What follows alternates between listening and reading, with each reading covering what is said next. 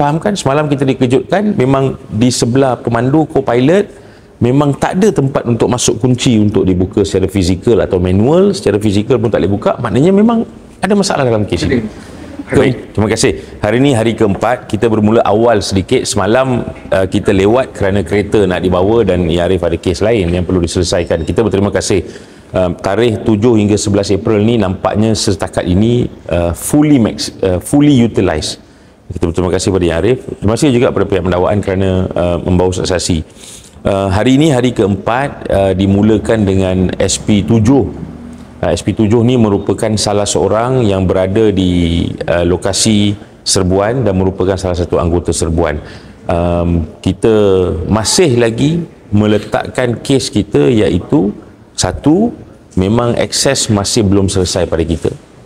Akses tu bermaksud adakah Yusof ni memang dah duduk dalam kereta ke tidak, sah memang tidak duduk dalam kereta.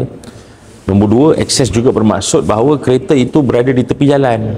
Dan kalau berada di tepi jalan, ianya public road, terbuka kepada semua orang.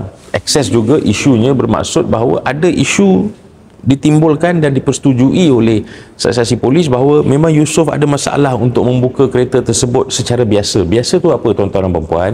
Biasa tu bermaksud bahawa bila ditekan remote tu sepatutnya boleh dibuka, tidak boleh. Kemudian dicuba dengan kunci untuk buka di pintu pemandu hadapan pun tidak boleh. Lagi sekali saksi disahkan juga. Dan kemudian kita difahamkan, semalam kita dikejutkan, memang di sebelah pemandu co-pilot memang tak ada tempat untuk masuk kunci untuk dibuka secara fizikal atau manual. Secara fizikal pun tak boleh buka, maknanya memang ada masalah dalam kes ini. Keempat adalah bila kita dapati, dan ini jelas, bahawa Yusof Router telah pun digari selepas penuan pistol, dibawa dari Sendana Residences tepi jalan menuju ke IPK KL dalam keadaan bergari. Maknanya dia tiada kawalan, dia tak boleh memandu. So persoalan timbul. Masa itu pun saksi dah sahkan memang dalam kereta tak nampak dadah. Kerana dadah akhirnya ditemui di IPK KL di hadapan surau kawasan lokasi penggeledahan yang kedua, di mana seat belakang terpaksa dibuka, jumpa dadah di situ. So mana dia pengedaran, mana dia pemilikan dadah dan sebagainya, itu yang kita pertimbulkan keraguan-keraguan dan kelompangan-kelompangan dalam kes pendakwaan yang kita nak hujahkan selepas seperti ini.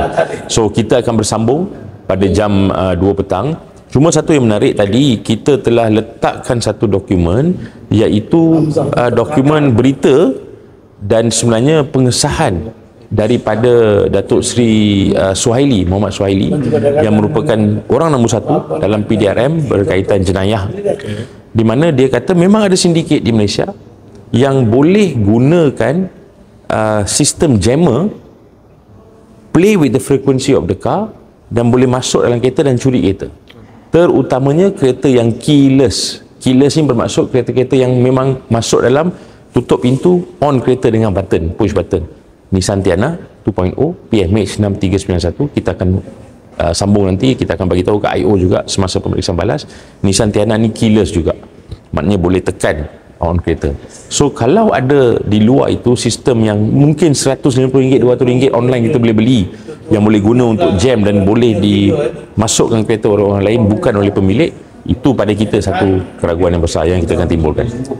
Jadi saksian daripada SP7 ni, dia masih tak mengaku dia yang buka pintu. Kenyataan itu bercanggah dengan kenyataan Yusof Router lah. Yusof Router pun kata bukan dia buka. Siapa yang buka sekarang? Kita tak tahu siapa yang buka. Belum dimuktamadkan lagi. Setakat ni belum dimuktamadkan lagi, betul. Kenapa kita letakkan bahawa Sarjan Chong yang buka pintu tu? Kerana itu yang dinyatakan oleh Yusof Router dalam 2 rakaman percakapan dia semasa beliau telah pun ditahan dan berada dalam tahanan. Awal lagi dia dah bagi tahu bukan dia yang buka pintu tersebut. So adakah itu tugas pembelaan? Tidak. Tugas pendakwaan adalah untuk membawa elemen-elemen pertuduhan tersebut. Kita hanya menimbulkan keraguan. So kita jumpa balik 2 petang. Terima kasih.